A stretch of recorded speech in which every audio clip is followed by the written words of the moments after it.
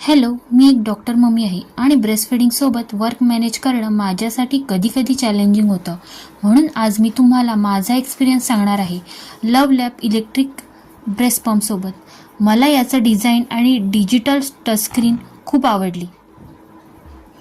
यात मला पर्सनली आवडलेलं फीचर म्हणजे 2 फेज पंपिंग, मसाज मोड आणि एक्सप्रेशन मोड.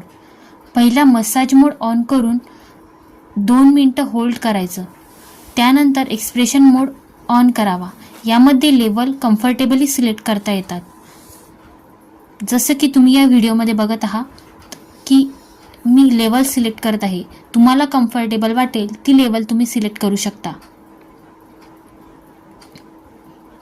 त्यानंतर यामध्ये असलेले सॉफ्ट सिलिकॉन कुशनमुळे पंपिंग खूप कम्फर्टेबल वाटते.